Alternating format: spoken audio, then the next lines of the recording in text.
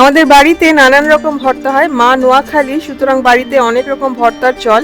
এই রান্নাটা কিন্তু নতুন, চিকেন ভর্তা বা বলা ভালো চিকেন বাটা। হ্যালো নমস্কার, welcome to its by Madhulika, easy and tasty recipes by Madhulika. আমার রান্নাঘরে আপনাদের সকলকে স্বাগত।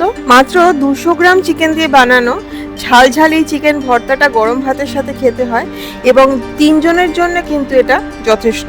রান্নাটা শুরু করা যাক। লাগছে 3টে পেঁয়াজ, 2.5টা পেঁয়াজ লাগবে অ্যাকচুয়ালি, মাঝারি সাইজের পেঁয়াজ। দু রকম ভাবে লাগছে। একটা পেঁয়াজ আমি এরকম ভাবে রাফলি কেটে নেব, চপ করে নেব, টুকরো টুকরো করে কেটে নেব। আর 1.5 খানা পেঁয়াজ মোটা মোটা করে স্লাইস করে নেব।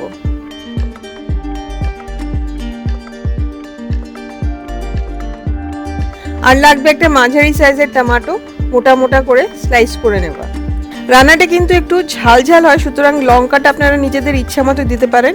আমি এখানে 3টে থেকে 4টে লঙ্কা এইভাবে টুকরো করে নিয়েছি। লঙ্কাগুলো কিন্তু বেশ ঝাল, সুতরাং আমি কমই নিয়েছি। আর বোনলেস চিকেন নিয়েছি 200 গ্রাম। যত বেশি কষানো হবে রান্নাটা কিন্তু খেতে ততই টেস্টি হবে, সুতরাং এখানে চিকেন লেগ ইউজ করাই ভালো। চিকেন ব্রেস্ট ইউজ করলে কিন্তু বেশি কষালে ছিবড়ে হয়ে যাবে। মাংসটা প্রথমে রান্না করে নেব, তার জন্য 1 টেবিল চামচ তেলে দিয়ে দেবো টুকরো করে কেটে রাখা পেঁয়াজ আর কাঁচা লঙ্কা। ভালো করে নেড়ে 2 মিনিট মতো ভেজে নেব কম আঁচে। এরপরে দিয়ে দেব রসুনটা একটু পরে দেওয়া, যাতে রসুনটা খুব বেশি সিদ্ধ না হয়ে যায়। রসুনটা দিয়ে পেঁয়াজটা ভাজতে হবে যতক্ষণ না পেঁয়াজটা স্বচ্ছ হয়ে আসে, ট্রান্সলুসেন্ট হয়ে আসে। 1/4 চা চামচ হলুদ গুঁড়ো দিয়ে পেঁয়াজটাকে আরও 2 মিনিট মতো ভেজে নিতে হবে। তারপরে এর মধ্যে দিয়ে দিতে হবে টুকরো করে কেটে রাখা মাংসটা, বোনলেস মাংসটা।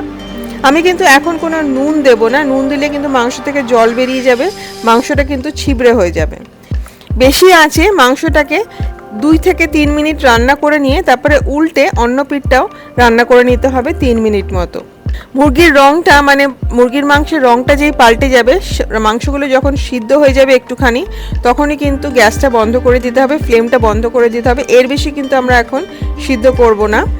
ঠান্ডা করে নিতে হবে আর তারপরে বেটে নিতে হবে একদম মিহি করে। পেঁয়াজ রসুন দিয়ে মুরগির মাংসটা ভেজে বেটে নেওয়া হচ্ছে, যাতে মুরগির মাংসটা ছিবড়ে না হয়ে যায়।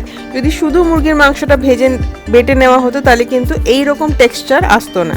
মাংসটাকে বার করে নিচ্ছে একটা প্লেটের মধ্যে দেখানোর জন্য যে কিরকম বাটা হয়েছে। একদম মিহি করে কিন্তু এইভাবে বেটে নিতে হবে। এছাড়াও বেটে নিতে হবে মোটা মোটা করে স্লাইস করে রাখা পেঁয়াজ আর টমেটোটা একদম মিহি করে পেস্ট করে নিতে হবে। এইবারে যাওয়া যাক মূল রান্নাটায়। সর্ষে তেলে রান্নাটা হবে। তেলটা গরম হলে কালো জিরে ফোড়ন দিতে হবে। মাংস রান্নায় কালো জিরে ফোড়ন শুনতে অদ্ভুত লাগলেও রান্নার টেস্ট কিন্তু এই ফোড়নটা একদম পাল্টে দেবে। স্বাদ মতো নুন দিয়ে দিতে হবে, যাতে মশলা দিলে এরপরে তেল না ছিটকায়। পেঁয়াজ টমেটো বাটাটা দিয়ে এক এক করে দিয়ে দেবো মশলা। হলুদ গুঁড়ো, জিরে গুঁড়ো 1 চা চামচ, ধনে গুঁড়ো 1 চা চামচ, শুকনো লঙ্কার গুঁড়ো 2 চা চামচ। এই রান্নাটা যত ঝাল হয় খেতে কিন্তু ততই ভালো লাগে। গরম মশলা গুঁড়ো একদম কম, 1/4 চা চামচ। আদা বাটা 1/2 চা চামচ আর রসুন বাটা 1 চা চামচ দিয়ে খুব ভালো করে মশলাটা কষিয়ে নিতে হবে যতক্ষণ না জল শুকিয়ে তেল বেরিয়ে আসে। প্রত্যেক রান্নার নিচে সেই রান্নার উপকরণ এবং আরও কিছু খুব ভালো রেসিপির লিঙ্ক শেয়ার করা থাকে। লিঙ্কে ক্লিক করলে রেসিপিগুলো দেখা যায়। দেখে ভালো লাগলে অবশ্যই ট্রাই করবেন। আমাকে কমেন্ট করে জানাবেন যে আপনাদের কেমন লাগলো। ভালো লাগলে প্লিজ লাইক ও শেয়ার করবেন। মশলাটা ভালো করে কষানো হয়ে গেলে দিয়ে দিতে হবে মাংস বাটাটা। খানিকটা জল দিয়ে ভালো করে মিশিয়ে নিতে হবে মশলার সাথে মাংসটা। মশলার সাথে মাংসটা ভালো করে মিশিয়ে কষিয়ে নিতে হবে 3 থেকে 4 মিনিট মাঝারি আঁচে। 3 থেকে 4 মিনিট ভাজার পরে দিয়ে দেবো 1/4 কাপ জল। মাংসটাকে যত কষাবেন তত ভালো লাগবে খেতে, সেই জন্যই খানিকটা জল দিয়ে এইবারে ঢেকে এটাকে রান্না করতে হবে 4 থেকে 5 মিনিট একদম কম আঁচে। মশলার সাথে মাংসটা খুব ভালো করে মিশে যাবে এবং সব মিলে একটা খুব সুন্দর গন্ধ বেরোবে। 4 থেকে 5 মিনিট বাদে ঢাকা খুলে এইবারে মাংসটাকে কষাতে থাকতে হবে। যত ভালো করে কষাবেন রান্নাটা কিন্তু তত টেস্টি হবে। 4 থেকে 5 মিনিট মাঝারি আঁচে কষিয়ে নেওয়ার পরে দিয়ে দিতে হবে সর্ষের তেল। কাঁচা সর্ষের তেল 1 টেবিল চামচ। এই রান্নায় কাঁচা সর্ষের তেলের গন্ধটা ভীষণ ভালো লাগে। সর্ষের তেলটা দিয়ে ভালো করে মিশিয়ে নিয়ে গ্যাসটা বন্ধ করে দিয়ে দেবো কাঁচা লঙ্কা। আমি 4টে গোটা কাঁচা লঙ্কা দিচ্ছি। আপনারা যদি ঝাল বেশি খান তাহলে কাঁচা লঙ্কা কুচিয়েও দিতে পারেন। ভালো করে মিশিয়ে নিলেই তৈরি হয়ে গেল চিকেন বাটা বা চিকেন ভর্তা। ঢাকা দিয়ে অ্যাটলিস্ট 15 মিনিট স্ট্যান্ডিং টাইম কিন্তু অবশ্যই দেবেন সার্ভ করার আগে। গরম ভাতের সাথে খেতে এটা ভীষণ ভালো লাগে।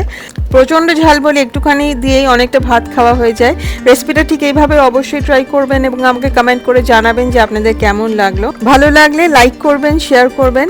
ইটস বাই মধুলিকা অবশ্যই সাবস্ক্রাইব করবেন। সাবস্ক্রাইব করার সময় বেল আইকনটি প্রেস করলে আমি যখনই কোনো রেসিপি পোস্ট করব প্রথম নোটিফিকেশন আপনার কাছেই যাবে।